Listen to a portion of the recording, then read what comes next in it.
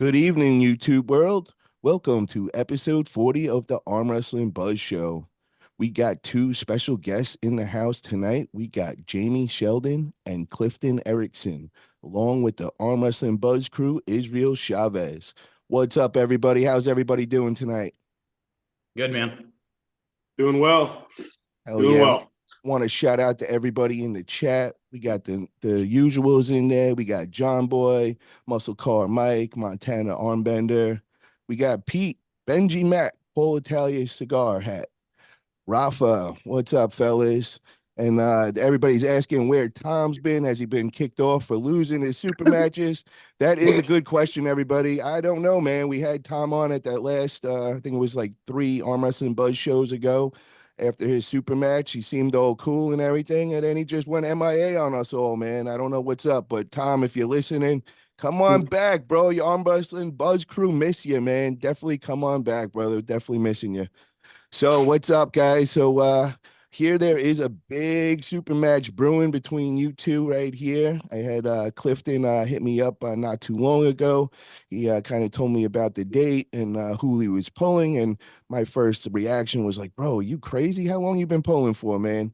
And then he informed me that he's been in the sport for a very long time. He's an OG, and he's a pretty big dude, as you guys could all see right now. So want to learn about you, Clifton. So where you from, how old are you, and how long you been arm wrestling for, brother?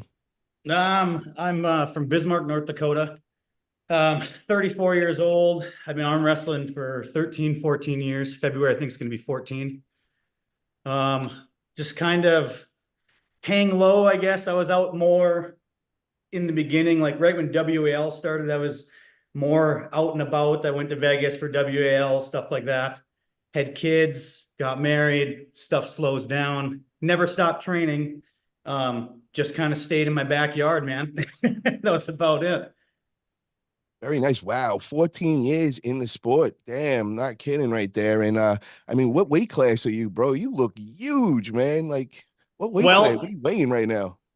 before Jamie gave me this opportunity to arm wrestle, I've been watching Jamie since I started, so I always knew that he was a beast on the table at pretty much every weight class from 54 all the way up. I've seen him pull, so it's been a long time watching. And before I contacted him, I was weighing about 230, and then we talked about a match, and he was kind enough to give me the opportunity. We made a cap at 220.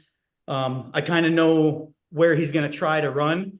And all I can do, since he gave me the chance to give me the shot, I'm trying to get actually as close as I can to his weight. So if I can come in and weigh 215, that's my goal, is to weigh 215. But, I know he's a powerful dude. I just want to make sure I'm not losing a lot of strength to where it's going to kick my ass. I want to say what's up to Ivan in the chat. Drew24, what is up, bro? We will see you February 3rd. Mr. Peanut, how are you doing? Aman in the house. Stizzy, what is up, dude? And Jamie, what is up, bro? How are you today, my man? And I'm damn, bro. sore, I tired. hold on, man. I just got to ask you this, bro. Yeah. You seeing the size of this man, Clifton, right now? Are you getting a little nervous over there, bro? Because that dude is looking huge right now. Oh man, I knew what I was getting myself into. I'm not, you always get nervous and anxious for these super matches, and it kind of lights a fire under your butt.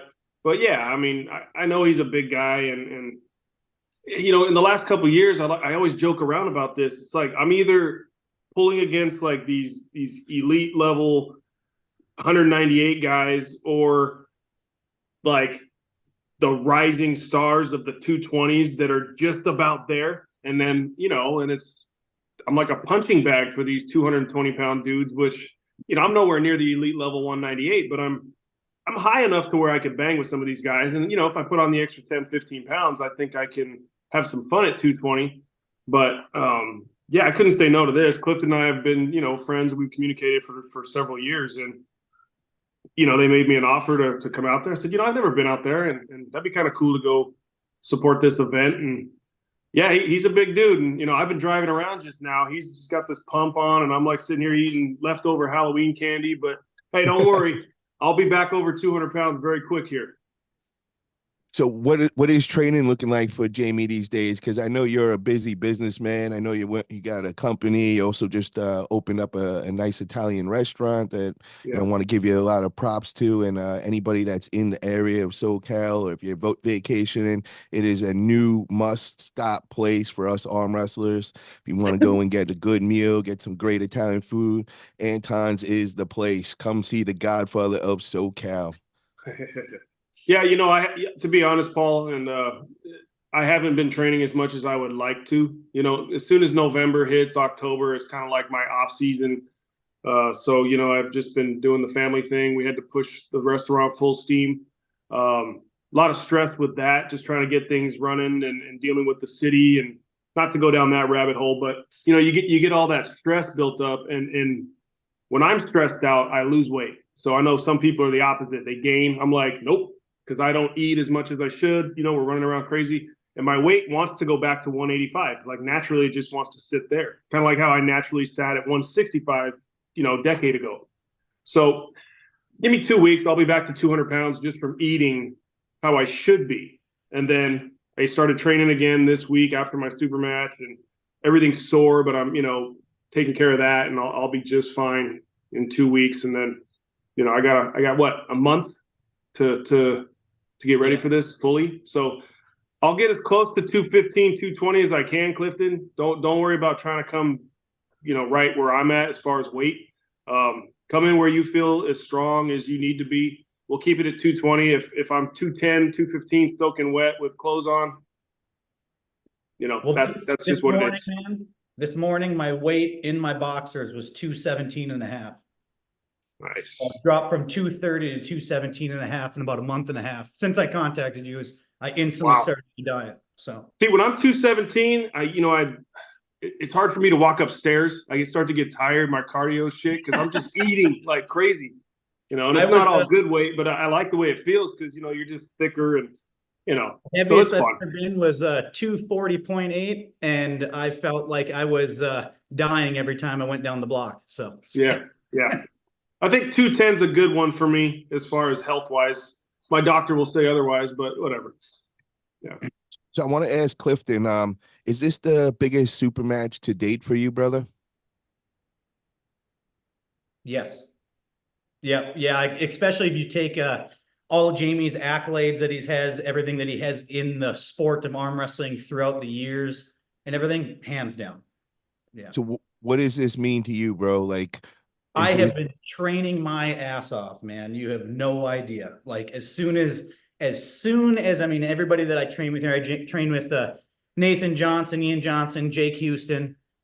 As soon as I found out that Jamie was saying yes and I got the final word, it was instant into the gym. I'm lifting 5 days a week. I do arm wrestling practice for 3 hours on Wednesday, and then I do arm wrestling workouts for up to about an hour and a half 3 other days of the week. So I'm doing arm wrestling about 4 days a week and weight power training 5 days a week.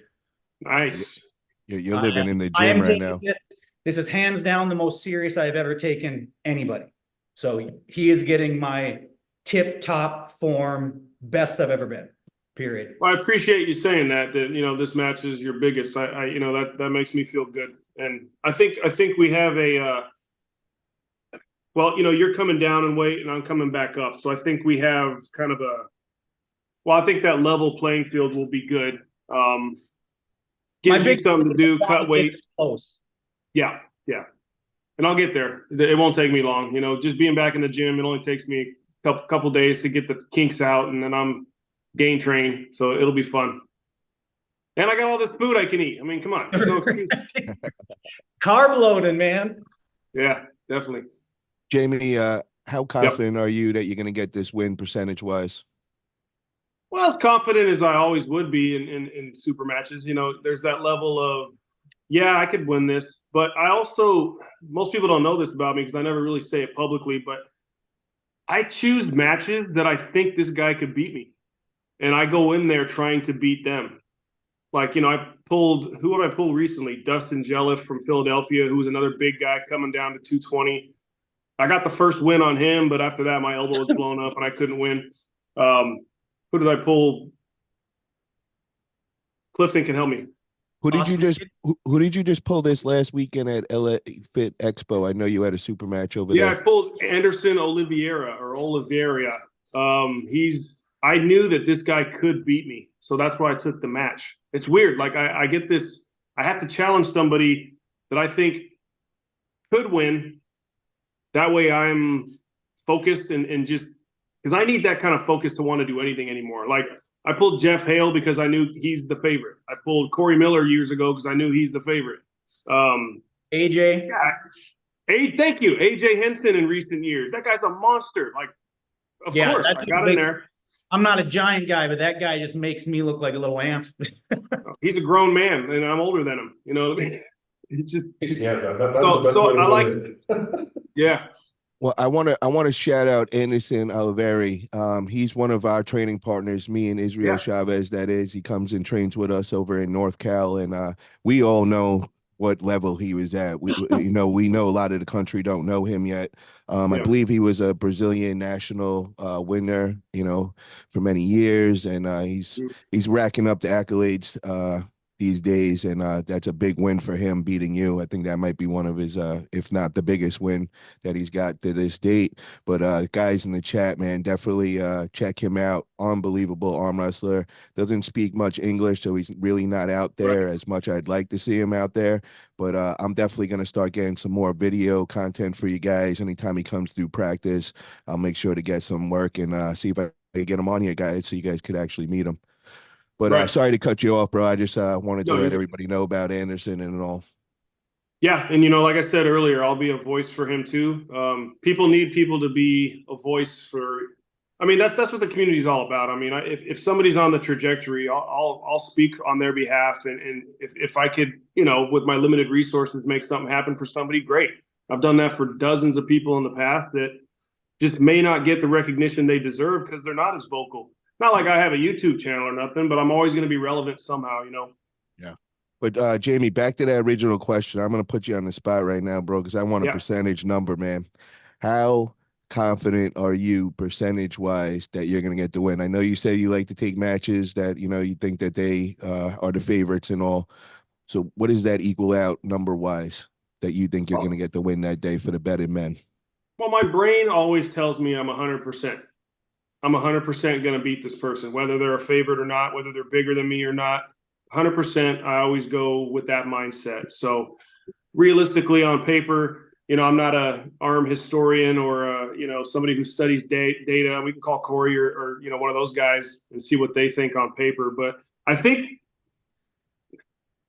I would have to say it's pretty evenly matched on paper if you think about it.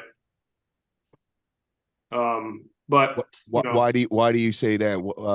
Is it I think because he's a naturally bigger guy. He's been pulling for 14 years. He's not some new, 2-year puller that's 280. No problem. Send him my way, right? No, he knows how to pull. He's got some good guys he trains with. He's hungry. Those are the most dangerous people, especially if they're, as nice and respectful as he is, man. I mean, it's a lot easier when someone's a dick, but he's like just so cool. So I'm gonna have to really turn it on for him. Hey, I tried to be an asshole. It was just really hard. Yeah. Now you don't have that bone in your body, man. You're a good dude. So yeah, it's gonna be fun. But answer to your question, Paul, I'm confident. I always am, and I'm coming in ready, and I know what I'm up against too. I'm a realist, so Clifton, same question for you, bro. How confident are you feeling, and what's the percentage? I'm feeling pretty good. I'm not gonna lie, after watching the match with Jamie and Anderson, there's a lot of variables there you got to take in. Jamie weighing 185, and like I said in the beginning of the show here, Jamie at 185 and Jamie at 210 throughout the years, you can see is a completely different Jamie. So it's hard to distinguish, but I will be honest and say that when I seen the match with Anderson, and I've heard of him a little bit, my percentage of my confidence went up. Of course. I mean, just because stylistically and seeing, one thing that I noticed that when I was watching your guys' matches, everyone knows that Jamie's huge side pressure. He's secondary, in my eyes, the second side pressure king when it comes to coming sideways and not needing your hand. I didn't see that Jamie come out. I seen not retreat like afraid, but retreat to get leverage, stuff like that, try to get different things. And then I seen slam in. Right. I seen that confidence definitely went up. I pulled differently than Anderson, but so to answer your question, I would say I'm going to agree with Jamie there on that. I feel like it's a lot closer than what I was anticipating in the beginning. And that's, yet I said, skewed numbers, 185 Jamie, 210 Jamie. I would give it a 55-45. Me 45, Jamie 55. Okay. Just to reiterate real quick with I like how you kind of assessed the match. I tried to I knew I wasn't gonna be able to flop his hand because that's not something I'm really known for anymore. It's these heavier weights, but I was gonna try to keep his hand flat and then I can get into that side move and go sideways. But he did so good at keeping me in deep into his hook. Well, it looked like when he went down, he must have been like this. Right. So it was kind of like a Bowen wrist lock. So you trying to come across. So I thought you were trying to come like this to come over. Well, the last match, yeah, I tried to come way out the back just to see if I could get out because at that point my hand was gone. After that first match, my hand was blown up and I was like, all right, well, it's going to have to go inside and I can't keep him flat. And he's really good at keeping himself, here. And he's got that nice lock there. It's like he sits there all day long at work, probably just like this. I mean, he could stay there all day. I will say that seeing you hang in there with Anderson for even as long as you did actually tells me that you're still pretty damn strong because I know how strong Anderson is. And one of those things where, pulling Anderson and you being someone who probably relies on the move that you just explained, when you get canceled out of your move like that, it's hard to even engage it and, put it right. into. So I can completely see why he's saying that it kind of raised his percentages, and I can also understand why it is that he didn't go that way. Right. It's good assessment. Nice. Yeah. Anderson's he's hook good. is insane, bro. Like crazy. Yeah. For a split second there in the first match, I think it was the first match, I saw like where I could probably rotate a bit through, and then it just hit a wall. Like there was a little bit of wiggle room in there, but was he giving when you were pressurizing coming this way, was he giving pressure like this down? That's what I was trying to do is rotate through because I couldn't go sideways this way. Like if I hook you, it's usually back or pronating or rotating through, or I'm sideways. Like my side pressure is all this. It's like a push, and it's a weird lat drag push, and I can't access that from the hook. Not that I'm giving you all my secrets, but you already know that. No, I've seen a million videos. Yeah, I got you. Yeah. Jamie, what do you do to get your side pressure so strong? To be honest with you, I never focused on side pressure. Once I got into arm wrestling, I was just doing this typical gym workouts. I was a top roller, and then I was a posting top roller, and then I realized I had to get stronger. So I started hooking more, but this was probably 8 years into pulling, maybe 10 years into pulling. I started doing bench press and really, really heavy tricep workout again. Because when I got into arm wrestling, I stopped that. So when I got into heavy bench, well, heavy for me, and then heavy, really heavy tricep press and different angles. That's what kind of built up my side pressure. And then I like to be in the strap in that move because then I can access my lat, and my lat drag is pretty nasty. Similar to Dallas, but he's just a little bit stronger there. Okay. He's a strap. Yeah. So I want to let everybody know where they could see this and all, and I want to let them know who's throwing this. So it's going down February 25th in Great Falls, Montana. The promoter is Josh Wilson, and he's with the Montana Armbenders. Where will they be able to see it live? Is it going to be streaming live anywhere? That I'm not sure. I know there's talk about it. I'm sure he's going to do something this year because from my understanding, talking with him is that this is going to be way bigger than last year. And if you guys never heard of this until this year, last year, Jamie, it was nuts. Like I felt like I was a greyhound at the races. There was so much betting going on. It was crazy. That's one thing that sparked my interest when Josh told me that, hey, there's sponsors that put cash on the table for these matches, and just the whole dynamics behind it. I was sold, man. Like, it's not just going to be us going out there for a super match. Like, just the environment alone is going to be crazy. They've got an after, like a king of the table after, and then people can bet on the matches instead of casino, right? Yeah, all the VIP guys all around the main table and everything. They're just betting, throwing in money inside the table. I mean, there was a match last year, I think started with like $200. And by the time they were done throwing money at it, it was like 900 and some dollars. And it was just thrown in it. Like, and think of it, there was like 12 matches. Wow. Yeah. Hey guys, I got to correct something. I'm sorry. It's February 24th. I said the 25th. I'm sorry about that. And Montana Armbender is in the house right now, and he says yes, it will be live. Can you let us know, Montana Armbender, where exactly it will be live for our viewers? Because I know everybody wants to see this match and are definitely going to want to tune in. And then Nanya, my next opponent coming up, the next victim. Let me say it right. March 23rd. Is in the chat, and he's saying that I got to cut this makeout session off. So I think he wants a little more shit talking. I think I see a couple more people in here. I don't know, man. Both of these guys very respectful, very humble, and all. They're not. I don't think they're that type that are gonna start talking shit and take the gloves off. I'll poke around a little, see if we get a little something going on here. We got Greg Brown TV just came in with a super chat for $2. I don't see what it says. Oh, here we go. Jamie is good looking. Oh, Greg Brown is hitting on you, brother. Hell yeah. Greg Brown. I haven't seen him in a long time. Yeah. Brown is the man. Yeah. How's he doing? He's doing good. So that brings me up to the topic I want to bring up today. What is the best way to promote your super match and everything, and what is going over the line? There's a lot of smack talking, and I'll give you an example. Me and Twiggy go back and forth with it, Twig arms Nanya and all. And some people kind of get turned off by saying that we're being very disrespectful. Some people love it. A lot of non-arm wrestlers are hitting me up and they're like, dude, I love it, you're getting me all into watching this arm wrestling.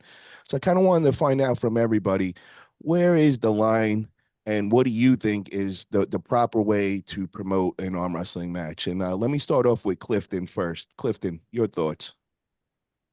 Well, I've never been the person to talk shit, I guess. This has not been me ever.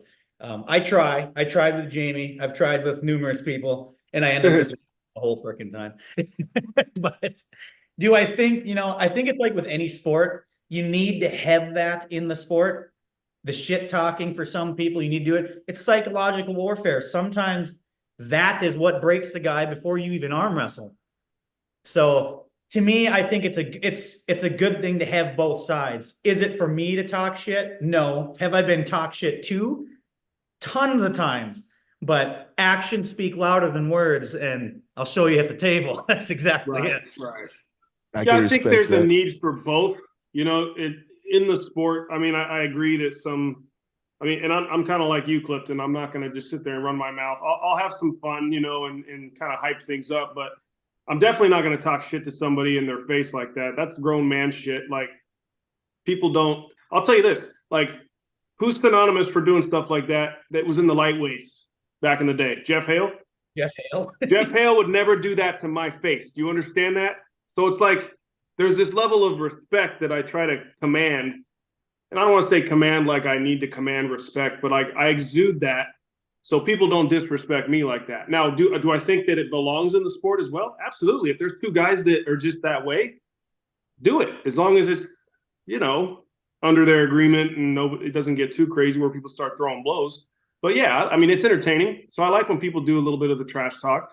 In recent years, a lot of that has gone probably a little bit too far for my enjoyment, but to each their own. And as long as this person isn't offended, hey, let them do it. They're hyping the sport. It's any exposure is good exposure, right?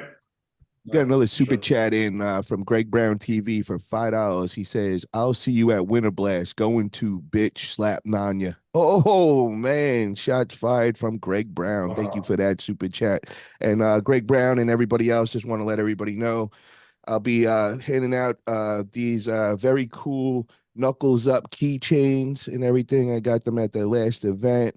Also be giving out some Wolfpack stickers, wolfpack.com. Get over there, check them out. They're a sponsor of Knuckles Up. We got to get behind the guys that are sponsoring these big organizations and these big events. Also got the Wolfpack bracelets, and I got like a really cool cup holder and all. So I'll be giving them out for anybody that gives in super chats, $10 or more. And then the next level up there, I also going to be giving out some grip arm sport straps. So if you guys hook it up with some super chats, it's just a little something that I'm going to be throwing in there for all you guys supporters and everything. I respect it a lot. Thank you guys.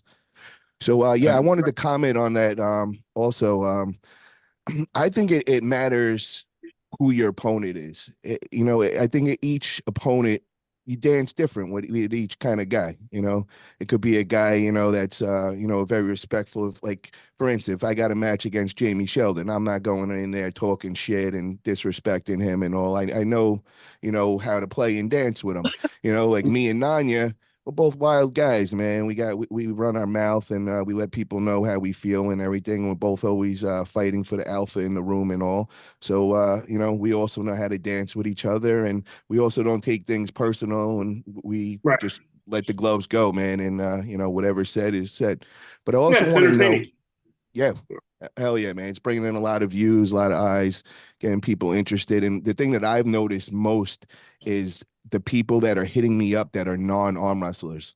I compete in a lot of tournaments, and I pulled a couple other matches and all, and I didn't get as much. It was more the arm wrestlers following it. This one, I'm getting all these people I haven't talked to in years, guys from the fitness world. They're hitting me up and they're like, yo, bro, this shit is crazy. What's going on? I can't believe this dude you're going against. Like, I want to come and watch this shit. And then Nanya actually made a funny statement under. He was like trying to kind of clown me out, and he goes, "Oh, Paul, you and your growing up Gotti style." Well, one of my boys was one of the stars on Growing Up Gotti, seen that and went right under and went right at him, and then goes and messaged me. He's like, "Yo, bro, I want to see you beat this dude, man. Where is it? I think I'm gonna come through." So it's funny, man. Like, everybody's like talking about it and all. So it definitely is working. It's hyping up the match and all. But I wanted to ask you, Israel, when is it like going over the line? Where is the line drawn? Like, when is it too much?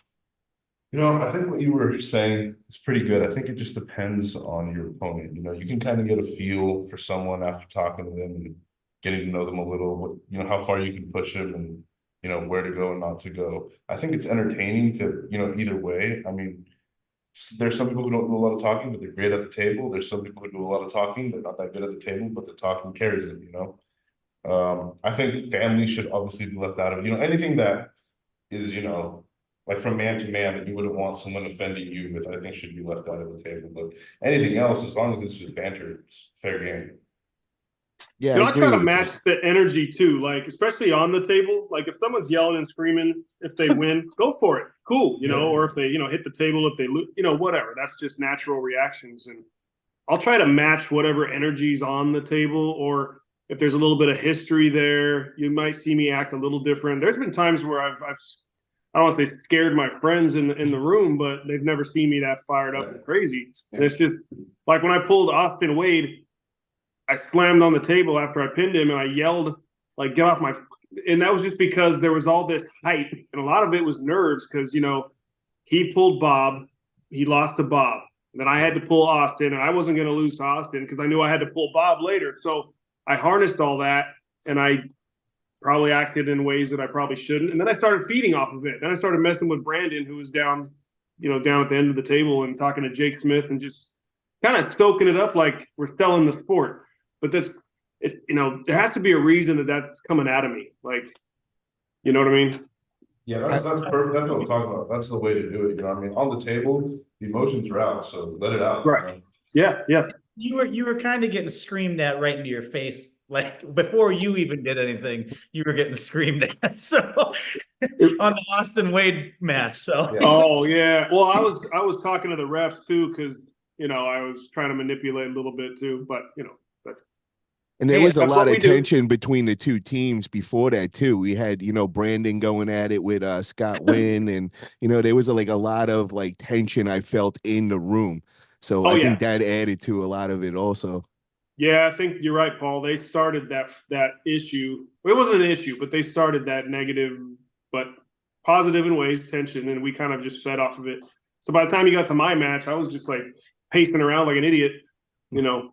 Ready to go. Yeah. Speaking of that, I want to shout out this. We got a big event going down this weekend, Saturday in Puerto Rico, the Puerto Rican Arm Wrestling League. It's Manolo Sanchez with Pulsio TV.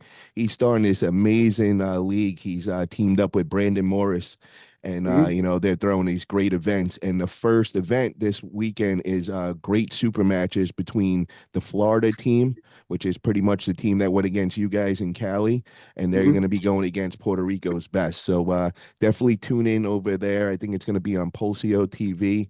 I'm not sure the time, but we'll definitely find that out, and I'll be posting it on the Facebook, and I'll make sure to post it up on YouTube. But definitely a great event to get behind and all. Yeah. Yes. So I also wanted to talk about guys.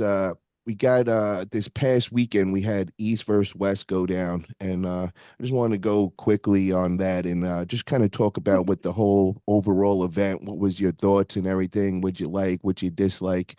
Israel, I know you definitely watched East versus West. So what was overall event? What'd you think?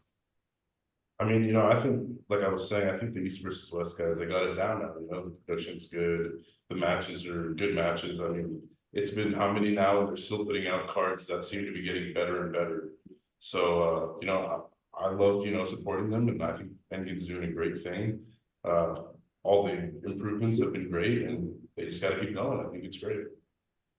Jamie and Clifton, did you guys get to see East versus West yet?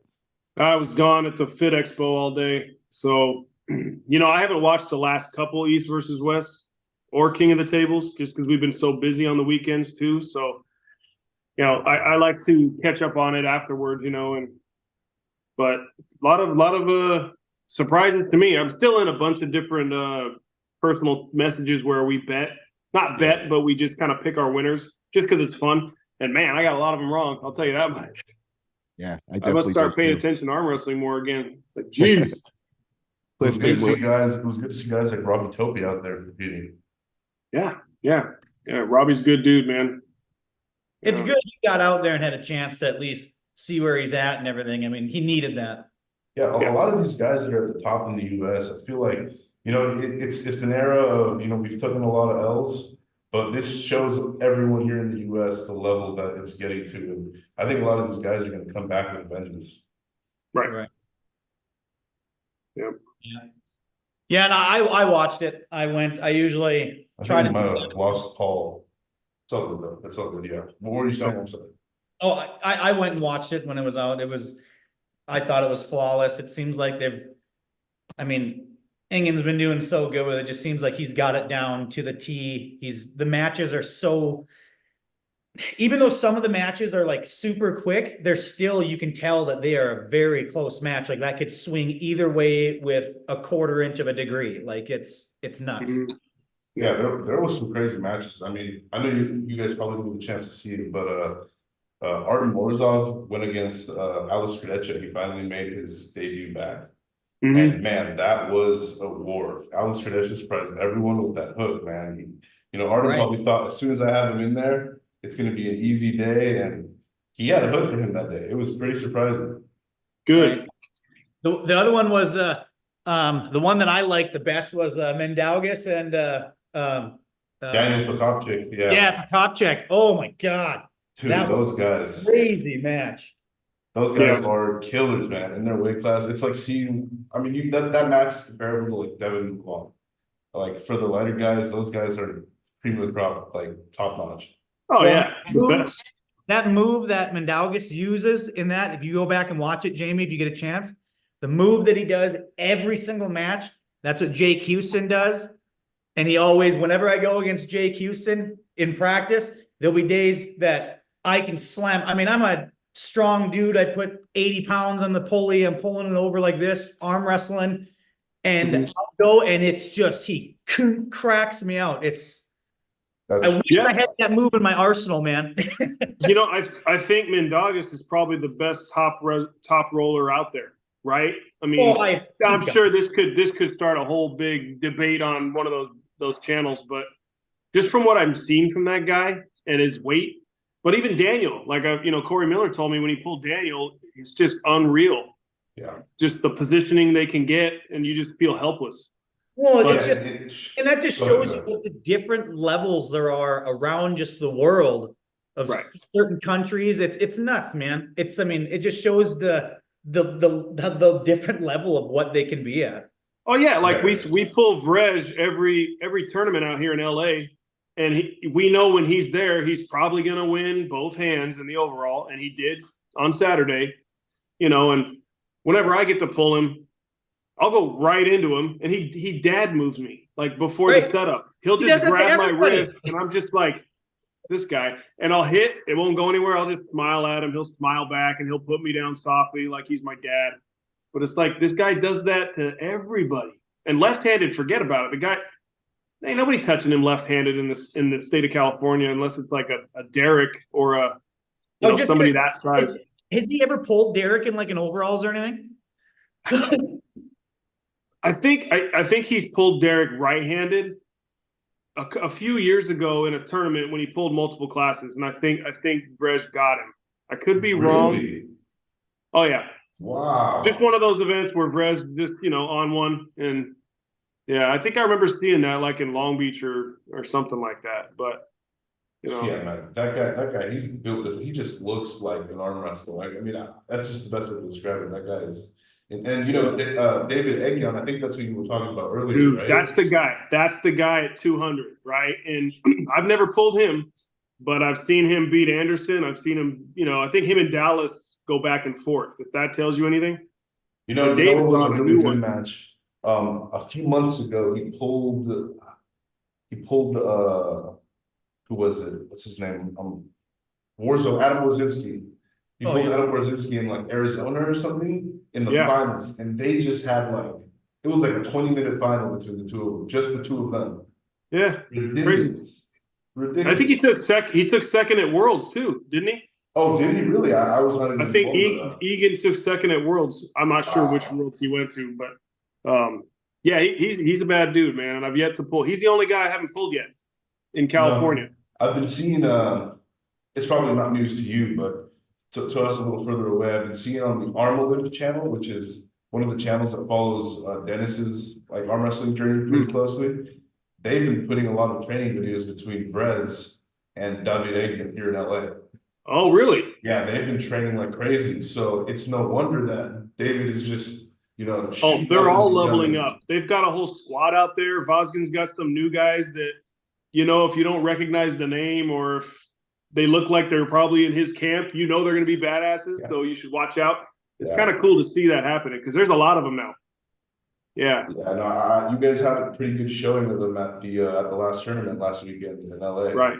Yeah. All those guys were just dominating, huh? Oh yeah. There's a lot of really good arm wrestlers in California, man. It's crazy. We're all spread out, Yeah, one of the OGs, one of the guys that I think he was pulling since around the time you started pulling, Jeremy Tank Petruccio. Yeah, Jeremy. He just made his big comeback in that tournament too, and I think he won right-handed, didn't he? He won right-handed, and I think, I forgot who beat him left-handed. Maybe it was Eli. Oh, Eli, that's another monster coming out, man. Yeah. That guy, I remember he showed up at North vs. South for the first time just to practice pull everyone at the end, and man, he was impressive. He's all quiet, very respectful, and you're like, oh, where's this guy from? Oh, he's from Russia. You're like, uh-oh. And then he just runs through everybody. Yeah, he's going to be really good. Yeah, he is already really good. He's only like 25, 26 as well. Yeah. He's young. It's crazy, so many young people. I'm getting too old. Man. Yeah. Wait till you guys are in your 40s. How old are you? I'm 26 at this turned 26. See, 26. You got Clifton's what, 36? Yeah, I'll be 35 in May. Yeah. Okay. Oh, 35. Yeah. Okay, so yeah. Yeah, give me that year. but man, you OGs like getting you, man. You're still at that point where you make another comeback, you're gonna kill everything, man. I know it. I mean, I pulled with Luke Kid, he's kind of like the guy I can kind of put in like your era of like when you guys started pulling, Oh, Man, Luke's always been the guy. Yeah. Man, that guy to this day gives me hell, man. I hate pulling that guy. Right. Literally. Oh, Luke Kent, Lightning Luke Kent. Oh, yeah. You know, when I see Luke pull, which I saw him pull a couple months ago out here in the World Series of Arm Wrestling, he almost beat Vrej. I think he beat Vrej once, and Vrej beat him twice in the finals. So it's like, just to see Luke still on that level, it's amazing, right? And it kind of makes me think, like, well, dang, you know, I got to 185. Yeah. If I actually cared to diet down, I could go back to 176. But do I really want to? No. I mean, man, I'm just saying, wherever you feel strong, JB, I'm rooting for you to just make it, you know, because I know you're saying, you know, this is your off time and you're kind of like in your, you know, relaxing phase right now. But I'm telling you, man, you come back in with that fire, you are going to be one of those guys that's just going to crush. Appreciate that. You know, I like that fire in the 195, 200-pound range, because I think that's my healthy wheelhouse. Gaining weight's cool, and getting a little bit heavier than that's fun. But even my doctors were like, well, you need to probably lose about 5 pounds because your blood pressure got too high. And that happened to me last June. I was like, oh, great. But yeah, I mean, I think I'm always gonna pull from now on the 195 to 210 range and just kind of stay heavy, because then I don't have to worry about cutting weight. Could eat whatever I want, and just I mean, I'm not pushing crazy numbers in the gym, but I like to lift heavy again like I did, you know, 20, 25 years ago. So the fact that I can still do that's fun. Yeah. That's what I get to pull monsters like this guy.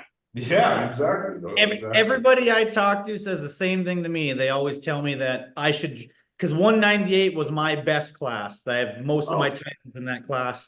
Yeah. And then I just kept on moving up in weight. And, you know, I've thought about dropping down. So here's my plan, Jamie. This is my fucking plan here. All right. If I do win, I was thinking about this. I talked to my wife about it. I was like, you know, I said, I got to make this fair for him, because I get it. Trying to pack on that weight coming down. I feel like right now it's easier for me to lose weight because there's water weight, stuff like that. If I win, I want to face you again at 198. Okay. Then the tides turn a little bit. You know what I mean? Okay. Yeah. You're setting up a 3-match thing here. You know, we're gonna have to pull the third time for like 10 grand or something. I don't know. At 185. You're right. Well, the biggest reason I picked. See, I heard 10 grand. I said 10 grand. All of a sudden, I see Paul again. There you go, man. There you go. Welcome back, Paul. Yeah, sorry about that, guys. I don't know what happened, man. My Wi-Fi just shut out and I couldn't get back in, but I'm here now, so we all good.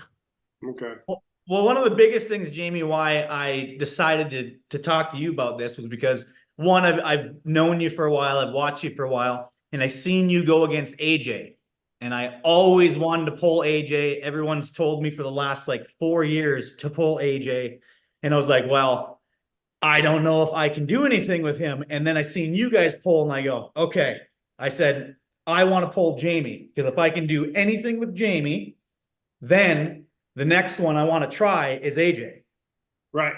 I think that's a smart thing. You know, he's physically stronger than me. His hand is stronger than mine, obviously. And he's able to capitalize on both of those. But I did flatten him out. And stopped it. It was going back, and then he elbow fouled. I could have done that all day for that one round, and I would have taken it, and then I would have lost. I'll admit it. But I even looked at the camera and started smiling, because that was right in my sweet spot. Once it stopped, it wasn't moving that way at all. It was slowly coming. That was the one shot that I had, and then after that, it was over. So, yeah, if you beat me, you better call him out and go do it. Yeah, he's a good dude. But for an obstacle on your own, so I got to I don't want to do that right now. I got to concentrate on you. Well, it's good to have a path. It's good to have a path and a plan, right? But I know you're focused on me. We still got, what, 20-something days, 30 days? Yeah. It's hard to choose who to root for, guys, because I've known Jamie for so long. You know, I'm rooting for him. He's a callout, OG, legend arm wrestler. So how can you root against him? And then we got the other guy here who's coming up, making his big come up. Been arm wrestling for 14 years, so it's overdue, which is the boat I'm in. You know, I've been arm wrestling for 10 years, so I feel like it's overdue, and I'm also rooting for you, man. I want you to do good. Hey, I think we're gonna make it fun. It's gonna be fun no matter what. I told Jamie that if he beats me, he owes me a beer. So I can do that. That's a good bet. or no, what I I can say? do that. I didn't say beer. I said Jack and Coke. I think that's what you said. Yeah, yeah. So I think I said I'd buy you 2 if I win. Right. Because then we got to watch RVJ pull like right after that or something, right? Yep. Yeah. Yeah, I think we're third from the last because between us is going to be Leaf and Joe for the 20 Montana championships, and then it's RVJ and Ken Brooks. I mean, Ben Brooks. Ben Brooks, yeah. Oh, and one more thing, guys. I forgot to say it. I read it in the chat earlier. I can't find it anymore, but the guys who were throwing the event, I believe, came back and said that they're working to get a pay-per-view set up, but if they can't, it will be live streamed on their YouTube channel, I believe. Oh, okay.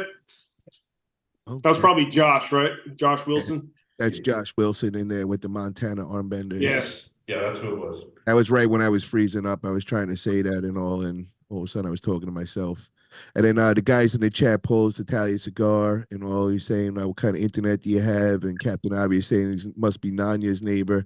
But my internet's got to be okay because Israel is in my basement at the gym right now. We were training right before, so he's going good. So I don't know if it was my wife. I don't know what was up, but you know, I was just hoping he was still going good. I was good. The show was still running, so we all good. But I want to introduce, guys. We just had the Flash Pin Productions crew just rolled up in here, guys, and we got Marcus Tedesco, we got Dustin Pulls, we got Trey. I don't know your last name, Trey, but you'll put us on. And I want to just say, guys, they just put on this production recently. They just had a great event over in Texas. If you guys haven't checked it out, get over to Flash Pin Productions. This is a next level production. I like where these guys are going with it. Very, very cool setup. So we got them here today. They're going to give us a little background on what they got going on, what's to come, and everything that's about Flash Pin Production. So who wants to start it off out of you guys first? I can start it. I'm Trey Johnson. I'm the owner of Flash Pin. Marcus Tedesco is a founder. Dustin's also a founder, and he's like our promoter, mouthpiece, host, all that. Our first live streamed event that we actually hosted and live streamed happened this Saturday, January 20th, right after East vs. West. You can find it on Flash Pin Productions on YouTube. Came out great. I didn't have any doubts about it because of the vision that we have, right? So the idea behind Flash Pin is we want to create high quality event production, highlighting some of the lesser known but very skilled and strong arm wrestlers in Texas, and then expand to the US, right? Because everybody watches events that are live stream put on, and it's always the elite guys. But there's also guys right under them that are just as good, right? And they don't get a lot of shine. We also, one of the ultimate goals that I have is changing the mindset of arm wrestling so that we can bring money in, so that we can have arm wrestlers that's all they do for a job. That's what I am about.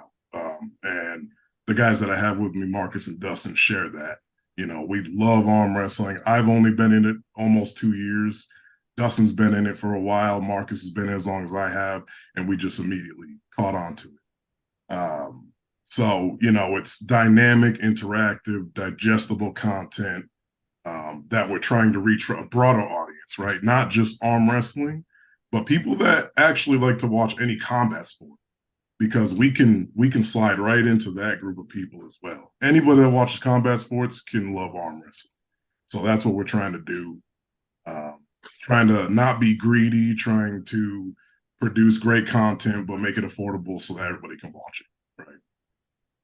Well, So I want to throw in there. They came on the radar over in Texas when I was just recently over there at AW4. I went to go watch my next opponent, Nanya. He had 4 super matches that day, so I flew in for the day just to see him in action. And these guys were in charge of the production, and I was in shock. I was like, holy shit, man, these guys got like a whole truck full of equipment. They're setting this thing up, and I'm like, wow, they went for real with this. This is like no joke right now. Then they set up all the mics. They had like 4 commentaries going on, and I'm like, yo, I am liking this. I am feeling this. And, you know, that's when I connected with these guys. They actually threw me on one of the mics at the end. I got to talk with them all. I had a great time with them, great energy and all. I see big things coming from them. I also know Dustin. He's also a very good puller, accomplished puller out of Texas. You know, he's got the mouth on him, and I know it seems like he might be the face of the Flash Pin Productions and all. And I liked how they had him kind of like navigating us all through it. Very, very cool setup. So, Marcus, what's your part of this, and how did this all come to be? And are you an arm wrestler? And when I seen you, bro, I'm like, holy shit, Corey West don't got anything on this, man. Holy shit. Oh man, I wish. Corey's a monster. You're Yeah, bigger than him, I think, man. You might have Yeah, that's the reason why it's 20 called the pounds on him. behemoth. Bro, this dude's 400 plus pounds, man, and a monster when you see him in person, man. No, yeah. I got a good picture of me and Corey standing next to each other. I'll have to share it with you sometime. nice. But yeah, man. I've been arm wrestling for a couple years now. You know, pretty quickly into my arm wrestling career, I decided to be a ref. So uh pretty much immediately started training and got certified with Leonard Harkless, USAA, and Boom with PAL. You know, and I've been in Austin training with Trey and Dustin on the Austin Arsenal team for a couple years now.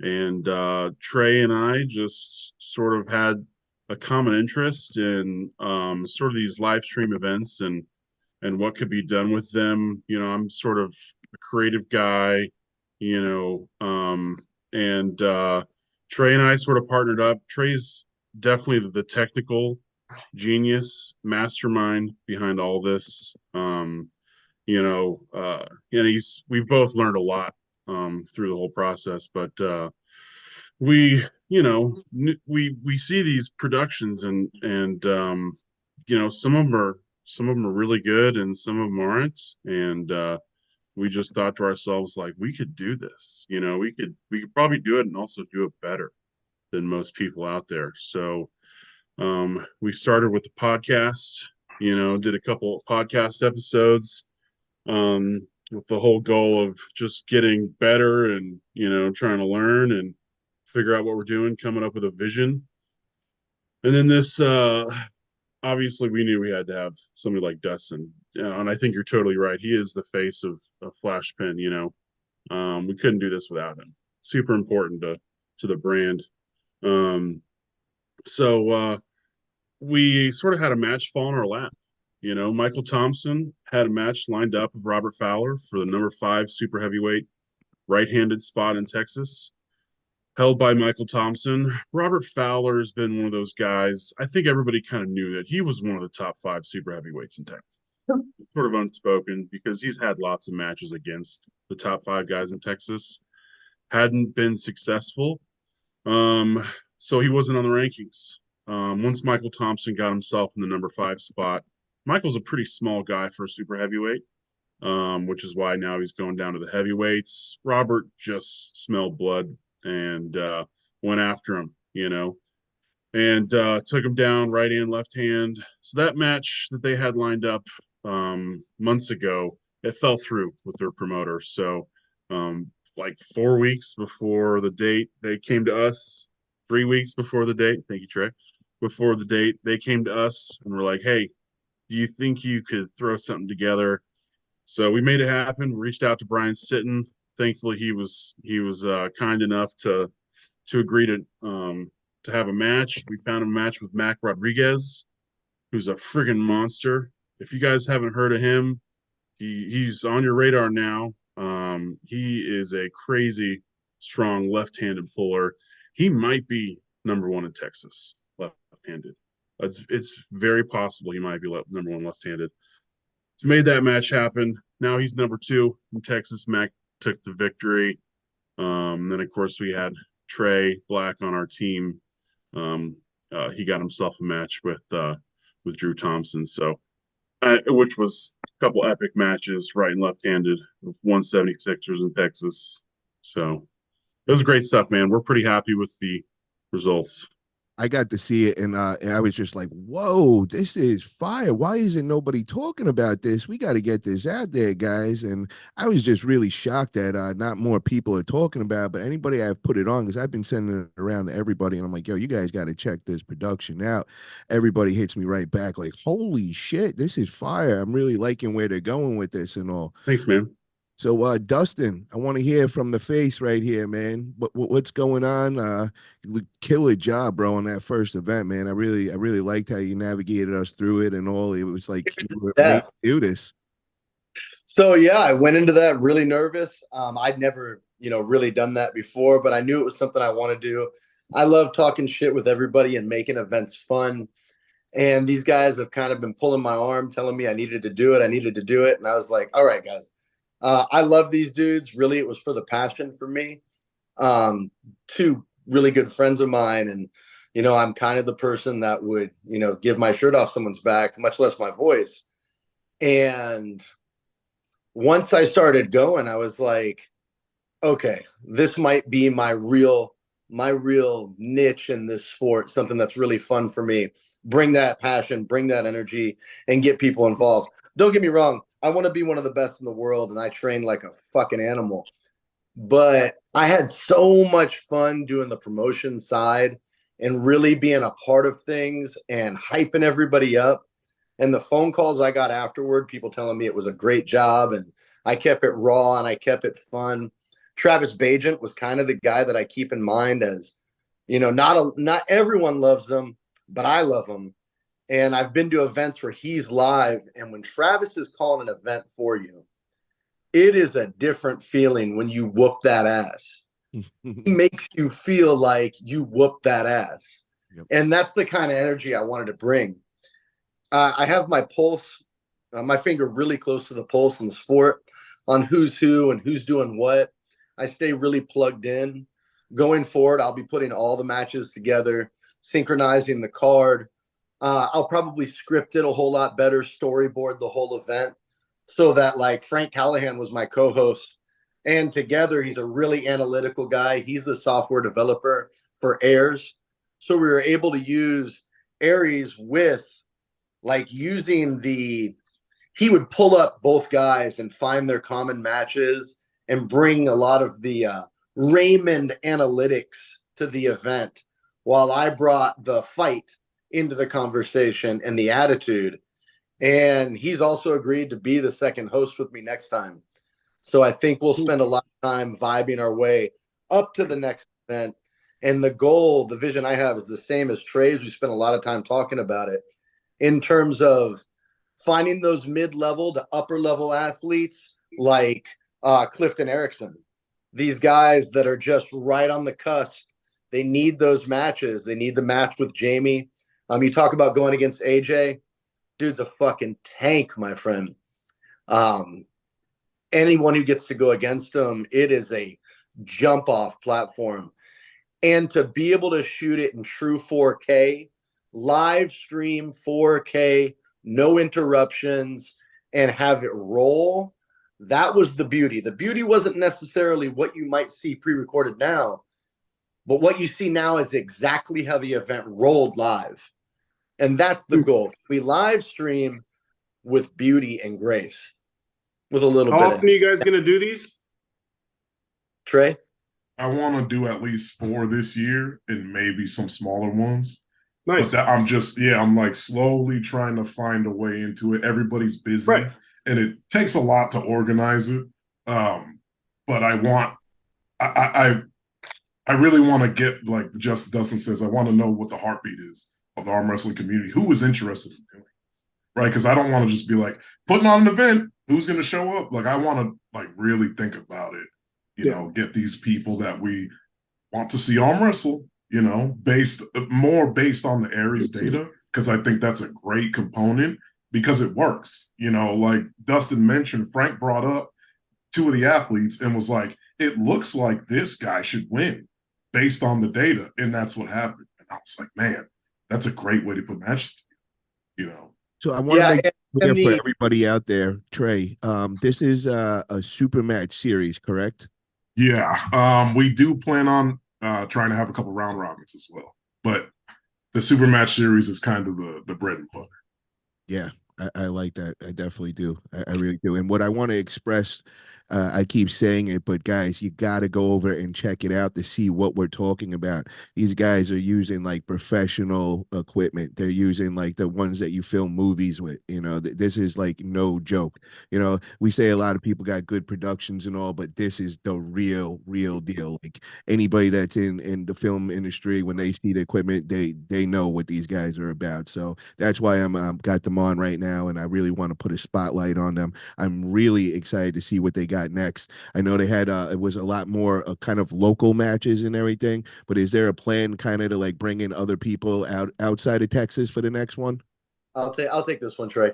Yeah, the goal is to being that I talk to a lot of guys in the community, I want to start stirring the nest up. Definitely get a headliner for one of the big matches, and having a headliner that would just be highly competitive top level athletes, and then under them doing something a lot like Dallas Langston and Ronnie Morales. He's probably, a lot of people think I'm the top 98 in Texas. Ronnie's the top 98. That boy will thunk me right now. I'm getting ready, but he's my Everest. I'll tell anybody that. After the match he had with AJ, where they went back and forth and traded hands, he's ready to tune up. Go ahead. Seen that match. That was a good match. That was a great match.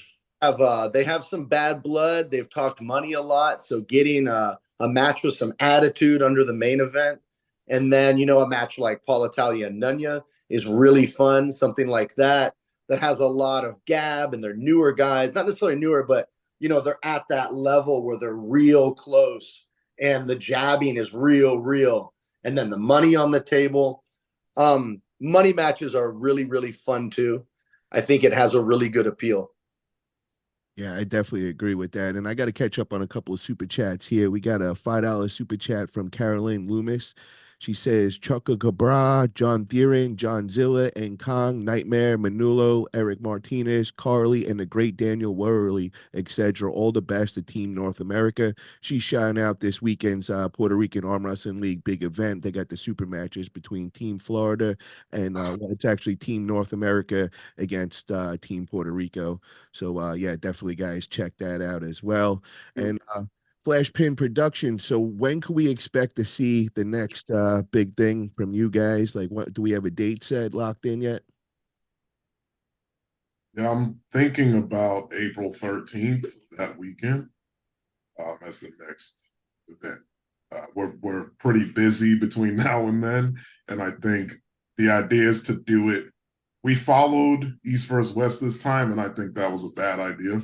I think we do it before, because I also like to watch East versus West, and I didn't get to watch it at all, right? Because I'm behind the scenes, like, making sure the stream's running, like, has everybody got their shit, and I couldn't watch any of it. Plus, it's distracting because everybody else wants to watch it too.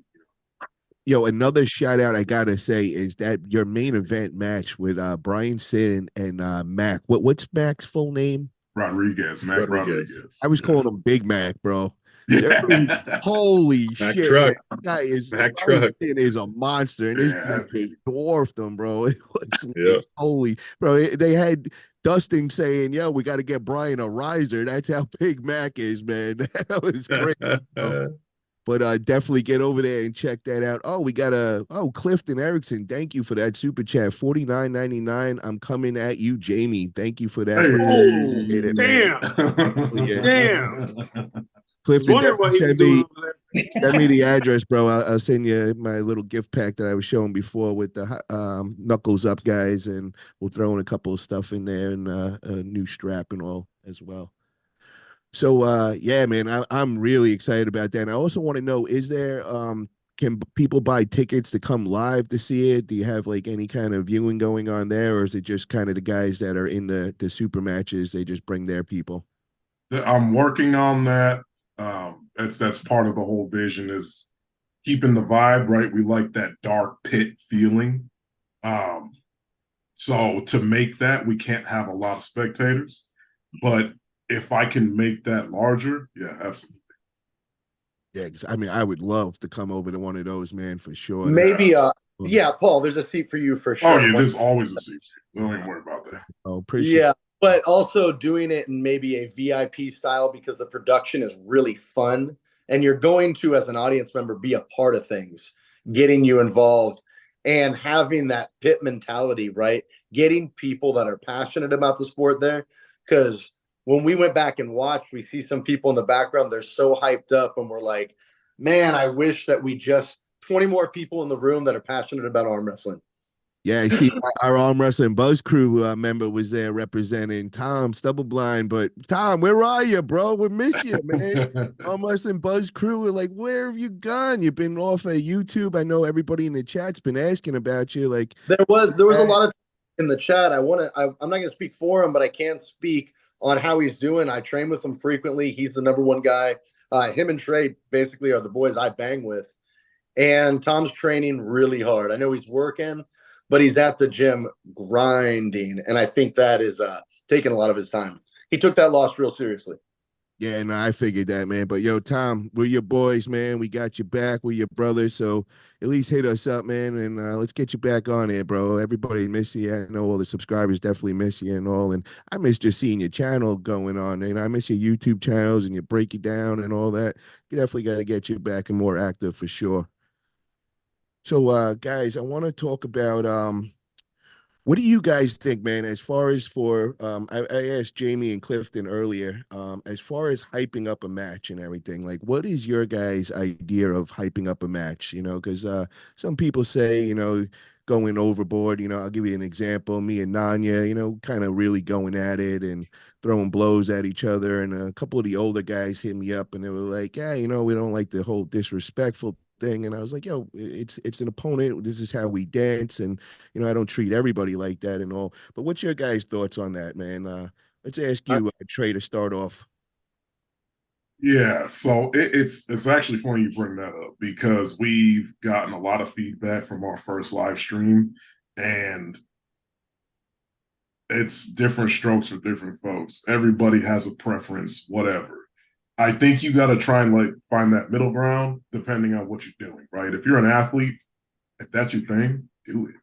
As a production, I think we kind of have to find that middle ground so it doesn't make people upset because some people might not be used to hearing all the swearing, the aggression, the violence, whatever. I don't care. I'm all about it. But I know that other people are gonna watch, so I'm like, okay, let's find that middle ground. I'll leave that and let Marcus go. Marcus, your Yeah, thoughts? I would say when you give them something to lose, it always makes it interesting, whether it's a bunch of money or a rank, you know. I think something that we've considered is trying to incorporate Aries ratings and rankings into our productions, you know, trying to think of different ways to do that. But like I said, that gives people something to lose, or something to gain, you know.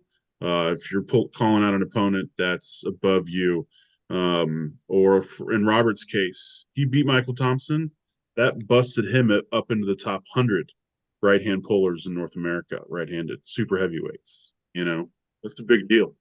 Yeah. Yeah, so I love when you get people to be natural.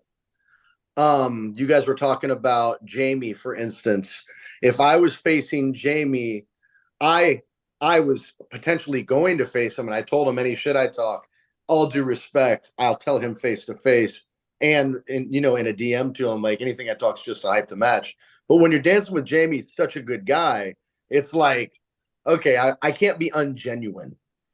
But if you have someone that'll dance with you on that same note, I'm the guy that's willing to cut promos in the dark and make things fucking nasty and get fun with it. A lot like you and Nunya have made.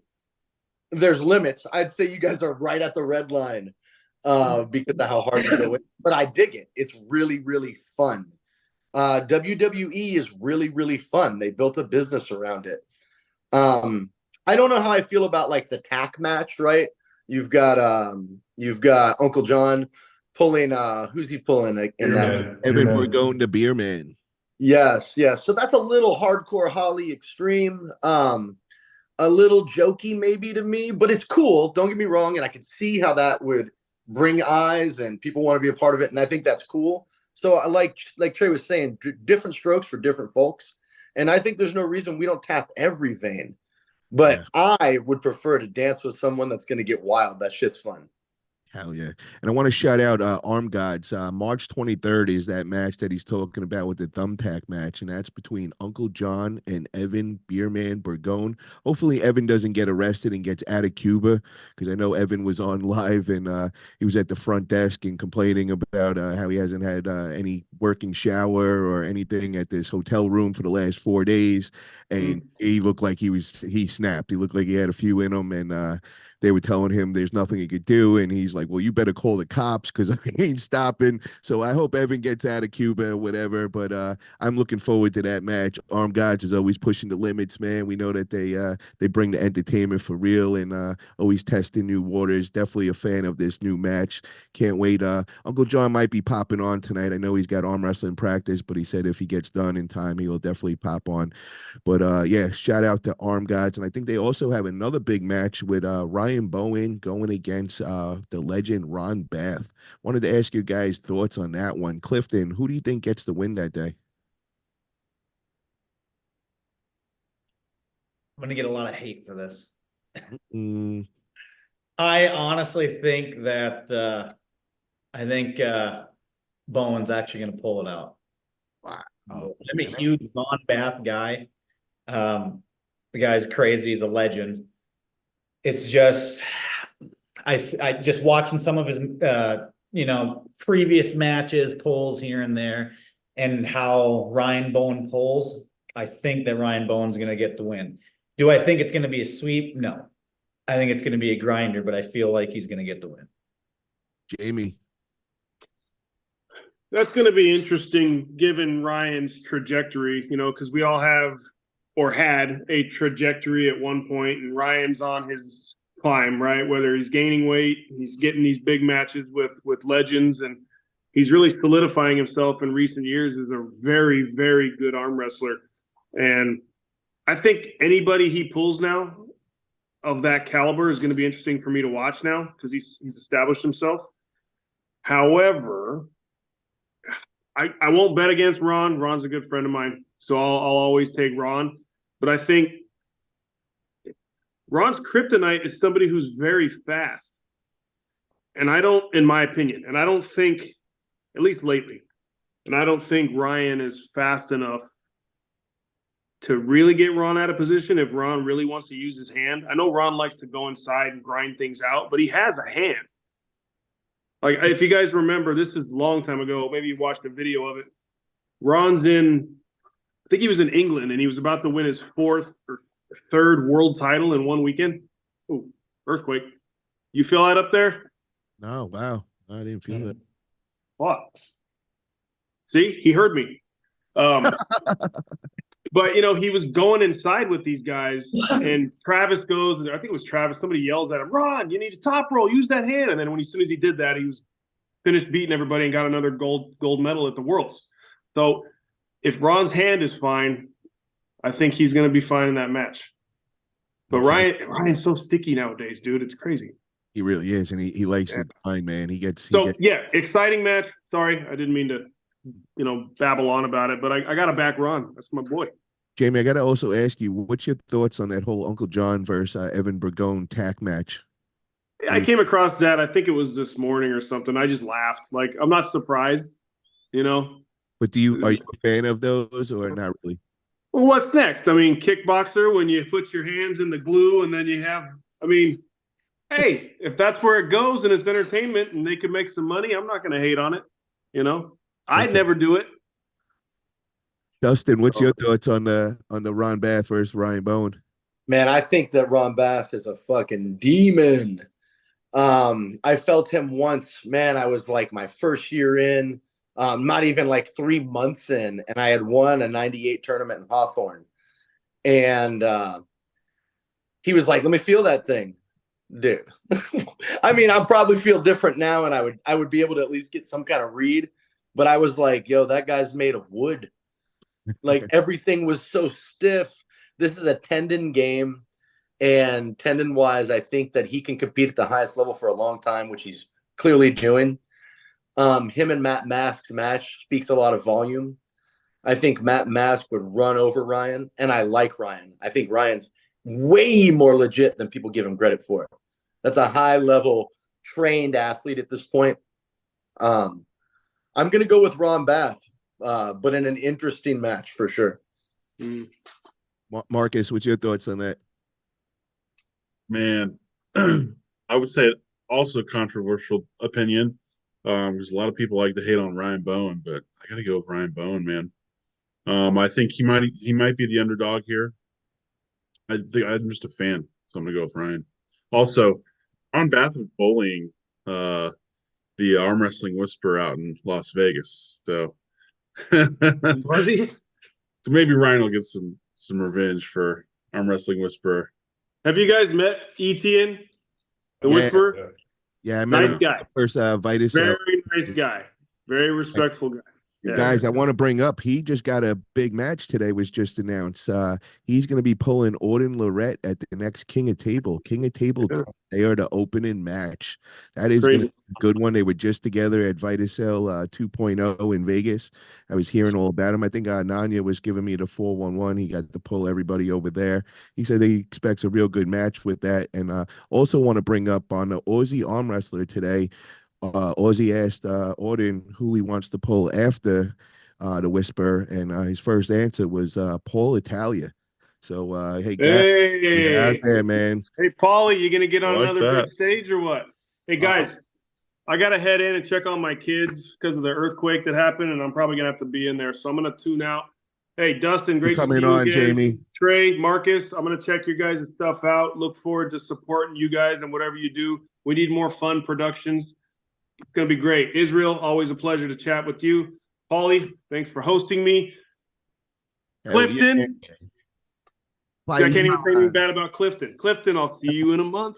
Keep it up, Jamie. I am a giant killer. Watch out. I've beaten everybody. See you guys. Good luck, February 24th. Thank you for coming on, Jamie. So yeah, guys, that Auden made it clear he wants to pull me. He also wanted to pull Juju Mufu, and he said a couple other names. And oh hell yeah, man! If some of the organizations, how do we make that a flash pin match? Oh yeah, man, we could work something out, man. I'm definitely interested to hear some details. I definitely want to. I'm focused March 23rd right now, so I want to go do what I got to go do there, get the win that day, keep the hype going, and then I got a couple other matches on the table. Also, Peter Brann Jr. has called me out for 5K. He actually called out the winner of me versus Nanya. That's Brandon El Cesor's training partner, and he actually has a big super match tomorrow, guys. Check it out. He will be pulling Tim Lewis. Gunnar Costin is going to be throwing that event. I think I got to find where the live feed is. I'll post it up on the YouTube and everything, but definitely check that out. Peter Brann Jr. versus Tim Lewis. This kid, Peter Brann, he's the real deal. He's been going around. He's been winning all the semi-pro tournaments, amateur, semi-pros. Now he's making a big move into the pros. Called out Tim Lewis. Big challenge for him. I expect some fireworks. Going to be a good one for sure. And left or right, Paul? That's going to be right hand. So it's going to be a good one. I put Tim Lewis as kind of like the gatekeeper. If you want to call yourself a good arm wrestler, you're around that 198, 220 mark. You got to get through Tim Lewis to say you're a good arm wrestler, good pro level arm wrestler. So Peter's going to make that jump. Wish him the best of luck. And like I said, he calling out the winner of me and Nanya at Winter Blast, March 23rd. We all know that I got a match, $6,500 and a custom belt, which I'm going to be putting out, be posting that we got an opportunity to get sponsored this belt, get on the belt. We got a couple of places we could put your company name or anything you want to put out there. It's going to be a belt that it's going to be seen everywhere. It's going to be put up for many matches to come, I would say. So definitely check that out, guys. And also, what else do we got coming up as far as flash pins? We know what you said, that April, what was that date again? April 11th was 13th. The one? April 13th. And you were open to having other opponents out of Texas and everything? Most definitely. Okay, so guys, if you guys are interested, anybody's got some good matchups or whatever, where can they can contact you guys to get in touch with you guys and all that? Where's a good place for them to They could Facebook, DM, Instagram. they could DM me on Instagram under Dustin Pulls, one word Dustin Pulls, or on Facebook, Dustin Space Pulls. Okay, now do we have any kind of like you have any ideas of anything you got coming up, any matches that you're interested in, or at least maybe like a weight class you're focusing in on? No, not yet, but it's funny you mentioned Etienne and Auden because I mentioned the same thing and I was like, huh, Etienne is actually doing that US tour right now. And I was like, man, if we could snag him as he comes through Texas, that might be cool. But I don't know when he's going to come by. So we leave it up to Dustin. Okay, and what kind of matches are you guys looking for? I mean, you guys kind of broke it down before, but like maybe like give us some more details so guys, see if they are a good fit. Yeah, want to see some guys that think they're high level pullers, top notch guys that think that they have what it takes to jump to the next level. Also, guys that would that think that like if they want to call somebody out, and I'll reach out to that other person for them and see how that person feels about the match. So some like minded guys that could do some verbal sparring that either have some bad blood or rematch they want. Once I get a list of a bunch of people interested in pulling, it comes down to, what do they want to come out and what are they looking, who are they looking to pull? What are the stakes? So I'm thinking a headline match that's two high level guys. And then under that, matches that just make sense. And we'll do a couple more this time. Give me an idea. How many do you think you're gonna have at this Super Series? I think seven. Yeah. Yeah. Nice. I like that. That's like the perfect number. Not too long, not too short. Yeah. I like Yeah. Perfect. Perfect. Also want to mention February 3rd, me and Israel, we're going to be making the trip over to Vegas. Brandon Allen is throwing a big mega practice. He's got all the who's who of arm wrestling coming. I know Pavlo's got a big super match that day against Mega Mike out of California. That is going to be some fireworks I'm looking forward to. I have my coach, Bob Brown, going to be flying in. We're going to be meeting up with him. He's coming in with Pavlo. He's going to be training me there. We're going to be working up for my next match. And then I know Israel, I know you had something to say about you coming in that day, and I'll let you take the mic for right now. Yeah, man. So the opening match for Pablo and Megmite is gonna be me and Brandon because I'm gonna crush him. And he's I feel like he's avoiding me a little. Like he doesn't want the match, scared to lose. So I'm just putting Wait, it out there that so I I'm hope making he's hearing this. let me make this clear. So you are calling out Brandon Allen right hand February 3rd in a super match when we come in there. All Yeah, right. Have you I'm hit up gonna Brandon yet? oh yeah, me and Brandon have been talking, but he seems like he's unsure, so I'm just calling him out publicly so he's sure that he wants to get beat. Wow. Now wow, that is crazy, man. So, Brandon, if you're listening or somebody's listening, I know Drew's in the room and whatever. Get Yeah, this Drew, send a over to message along, bro. Tell Brandon. Yeah, get Brandon in here right now, guys. If somebody could shoot Brandon a message, he's just been called out by Israel Chavez. Israel's coming into town that day, and obviously he's feeling spicy right now. So Yeah. I would love to personally see that super match. Now, will Brandon have the balls to take it? Let's see, man. Israel is a young, up and coming lion, man, and he is hungry. Whoa, look who just stepped in the room. Mostak is here. Wow. What Hello. is up, Hello. Mostak? Hello, everybody.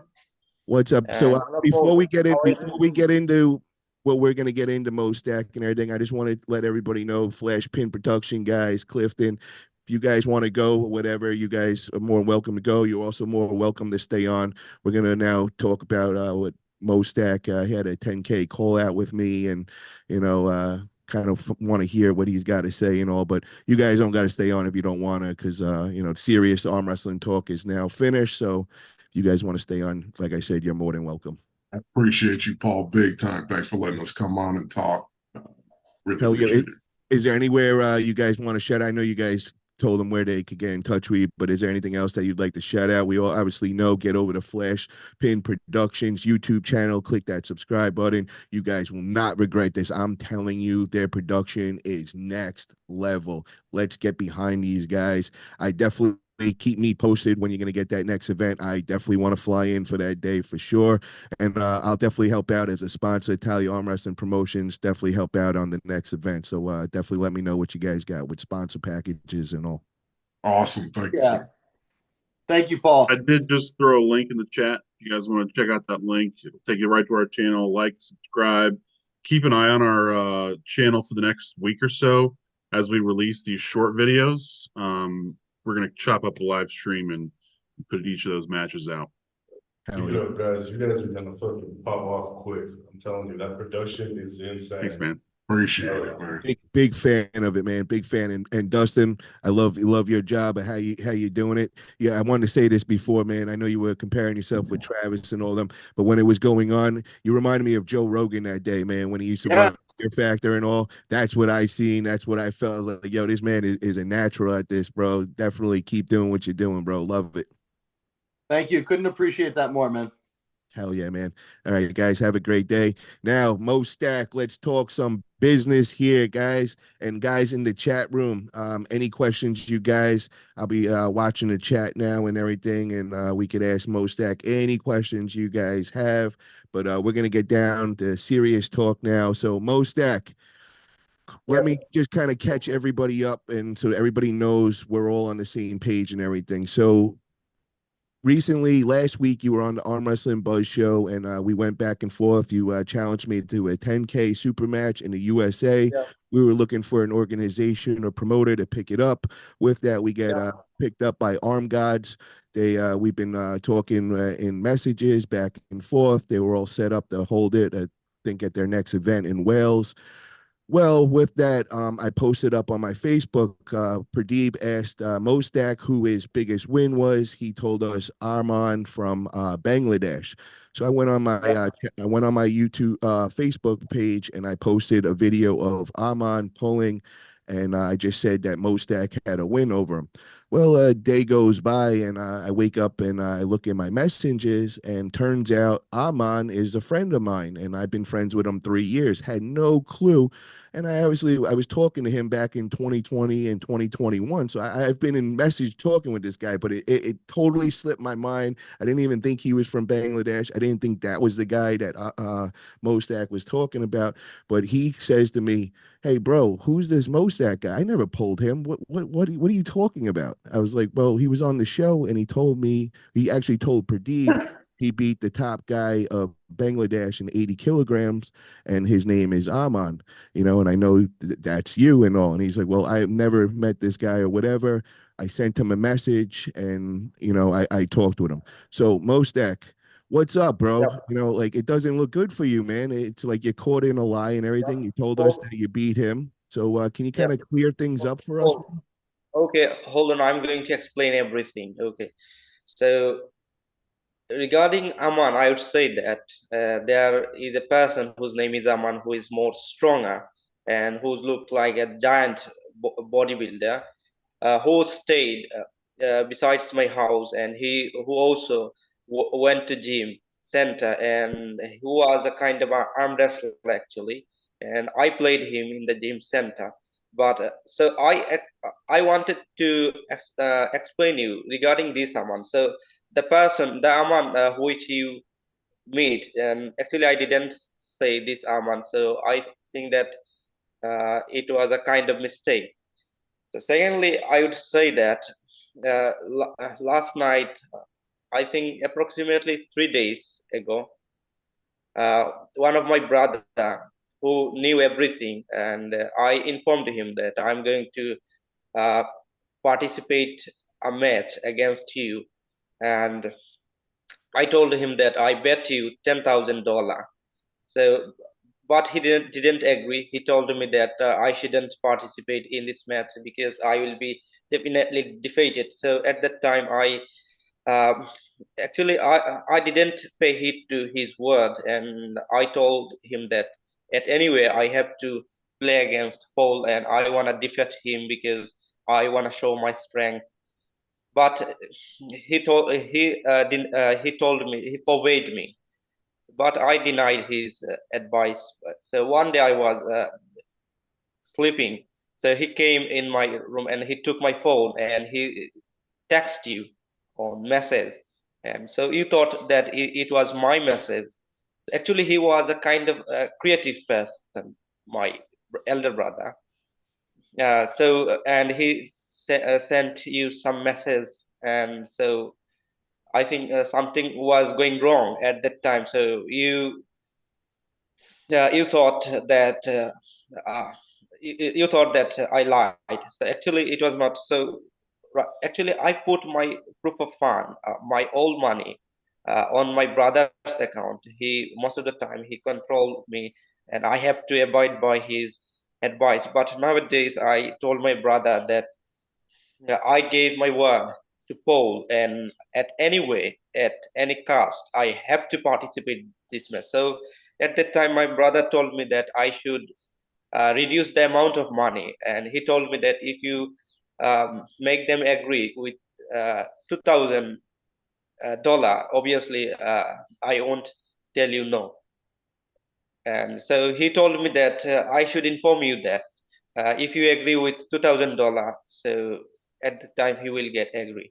Actually, I was fighting against him for this uh, incident, and actually, so that's all, Paul. And actually, I know everyone was hurt by me and by this issue. So actually, I want to apologize to everyone that it was a kind of mistake. Okay, so let me just get this straight. So, okay, let's. I got to break this all down. There's so many different parts of it. Let's start off with the $10,000 mark and all that. So you made this call out for $10,000, and your older brother, is trying to stop that from happening. He does not want you to do it, and your funds are through your brother. Okay. All right, so Yep. this is where my problem is, because at the first, when you first come out with 10K super match, it sounds bizarre. It sounds like, like we never heard you as an arm wrestler. Usually when somebody's going to put up 10K, you can at least know of this person in the arm wrestling world. You know that they're there and they've been arm wrestling a bunch of times. We see you on a bench that's like in a gym on the floor and you're arm wrestling these guys. So right away, man, I'm already questioning your credibility, because I'm trying to justify in my head, where does this guy got $10,000, but he doesn't have the money to buy an arm wrestling table, and he's on the floor on his bench and all. So I'm skeptical to begin with. But then I did bring you on the 98 podcast. You spoke like a gentleman. You seemed like you had your head on straight and all. So I believed you. I was like, all right, I'm not going to judge a book by its cover. I'm gonna give him his shot or whatever. I'm gonna believe that what his words are true. So Pradeep came on, and Pradeep was very skeptical of this whole thing. He's from the area you're in. He's from India, which Bangladesh is the neighboring country and all. And he just had a problem with $10,000. He's like, bro, that's like a full year salary over in Bangladesh. That's a real lot of money over there. So he asked you right away about who your top win was. And you said Aman, the top 80-kilogram guy in Bangladesh. See, that's my problem here, bro, is because now you're telling me it was a different Aman, that the guy you're talking about is some big bodybuilder. But that day you made it clear it was the top 80-kilogram guy of Bangladesh. And Aman that hit me up is the top 80-kilogram of Bangladesh. So it looks like a straight up lie with that. So you were trying to the win us over with saying your top win, and that wasn't even true. And now you're going back on your words, and you don't know who this other Armand guy is. So right there, I see a lie. It questions your credibility, bro. And what my problem is when people hit us up from other parts of the world, especially like your area, you guys are known for scamming, and scheming and all kinds of stuff. And guys kept hitting me up and telling me, yo, I think he's just trying to go on a vacay and get a travel visa, and he needs an offer letter from somebody. And I was like, and I want to give you the benefit of the doubt. But when I catch you in a lie like that, man, it just really looks bad. And it looks bad for your country, because now when another person that might deserve an opportunity hits me up and says something like that, I'm just not going to take it for real because of the bad taste in the mouth that you put off with that. So I really want you to understand, bro, like by you doing that, you're hurting your own countrymen. You know, what if the guy Aman really wanted to pull me for 10K? I'd be looking at him sideways right now, man, even though he is established and I see him as an arm wrestler, but because of what you just did and lied to me, it makes me not want to believe it. And why do I want to put a promoter in risk of losing, you know, putting up money for a plane flight for you, and we're not even know if you're going to actually show up to the event, that you might just be going on vacation. So now you just went from 10,000 to 2,000, and you're expecting me to believe that. So this is what I could tell you, bro. I have nothing to lose by saying this right now. So if you want that match with me for $2,000, I would accept. But you are going to have to buy your own flight there. I'm not going to no promoter. I'm not going to ask them to put up any money for you getting there. If you pay your expenses, your own hotel, and your own flight, and you give them $2,000, you put up that $2,000 in their hand, you know, transferred over them, whatever you got to do, so that it's not cash, that they have it in their hands, and I know they have it in their hands. I will fly to wherever and I will pull you for $2,000. I'm cool with that, bro. So that's where we're at, man. I don't want to waste no more time. I'm not going to give you any more spotlight. If you want that match like that with those stipulations, we could go back to Arm Gods. We could talk with other organizations, but they're not going to put anything for your travel or hotel. If you really think this is a dream match for you and an opportunity, and you're willing to go through with all that, you got yourself a match, bro. So what do you think, man? Take it or leave it. Okay, Paul, if you get agree, obviously, I want to participate this match. So what? So Okay, so and I will manage everything, and I will carry my when I will go there, I will carry my all types of expenses. So don't worry about it. So okay, and you're willing, you understand that they have to hold the prize money before anything happens. I'm not getting on no flight until I know they have $2,000 in their hands from you, and then I'll also send the $2,000 into their hands from me. You know, and we will bet for $2,000. Once I know that's there, I'll book my flight, and we could do it wherever we want to do it. Sound good? yep, Sounds good. All right, brother. I respect that, man, and you know, I know things didn't go the right way first and all, but you know, you're a man. You apologize to everybody, and I hope you follow through. And you're a man of your word, and you know, I'm a man of my word, and I will do anything that we agree on. And also, I think Arm Gods is the guys that we should talk to first, just because they've been facilitating from the beginning and willing to hold this, and also we could continue those talks in there and see if they're still interested. Sound good, yep, Mostak? yep, Paul. Okay, Paul. Have a great day, and nice to meet you today. Thank, And thank you very thank, much, Mostak, for coming on tonight, bro. I really appreciate it. yeah, Thank you, thank bro. you, Paul. Have a great day. Thank you. So there it is, guys, in the chat, man. You guys heard it. We'll see if it actually comes to real. It's went from 10K to 2K, but you guys all heard how I set it up and all. I don't know if it's real. I don't know, but you know, we'll Oh, go with I'm it. living right now. Sounds good, Okay. bro. Have a great day, Mostak. We'll talk to Have you a later, great brother. day. Okay. So what's your guys' thoughts, man? Dustin, Marcus, you got to see this, man, and you know, with the call out from Bangladesh and all. And what do you guys do? What do you think, man? You think it's real? You think this could be for real? I don't think that's real. I think you fold that guy up like a pretzel. I don't think he wants the smoke at all. He seemed like he was kind of scared a little Yeah, bit, it's you know. really cute that he came in and tried to like apologize and then got all caught up. I think he's riding your hype train, man. Yeah, so he's I not don't think gonna get that's any real. more spotlight from now on unless there's $2,000 in an organization's hands. We're not going to entertain that no more. I'll tell you this though, Paul. Smashing anybody that gains any kind of hype in India, it's fucking dope because they got a massive fan base and it would bring views to your channel. That's why I'm open to, man. And I see we got our arm wrestling buzz host Pradeep, and I see all the things going on in India and arm wrestling, and I want in, bro.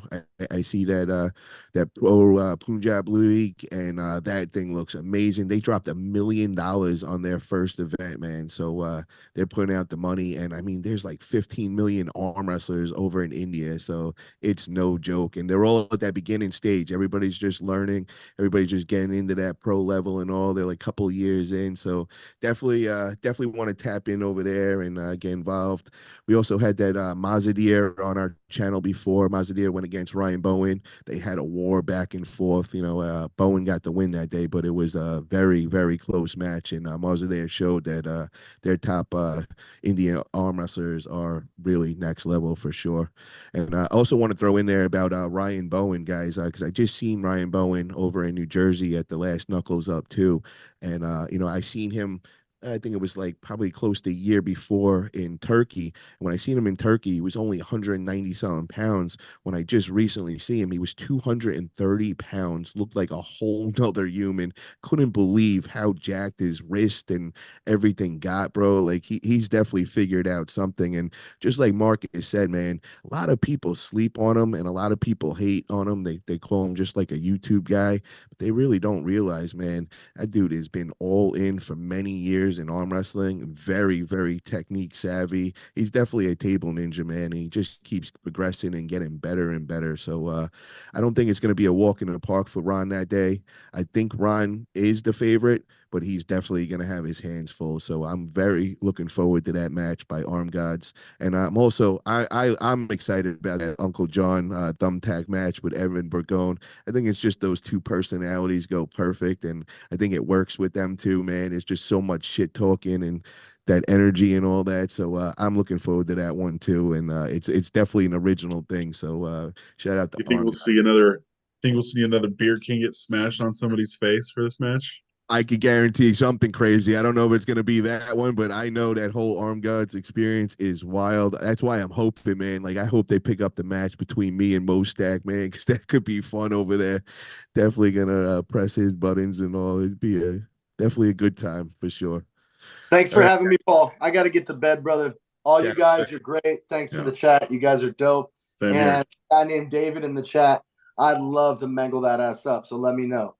Hell yeah, man. Love it, man. All right, Peace guys. out. We're gonna call it a night, guys. If you're in the chat, man, one more time, if you can, just click that likes button. There's only 38 likes in here right now. Let's get that up. And if you haven't, you've been living under a rock or something, click that subscribe button if you haven't already.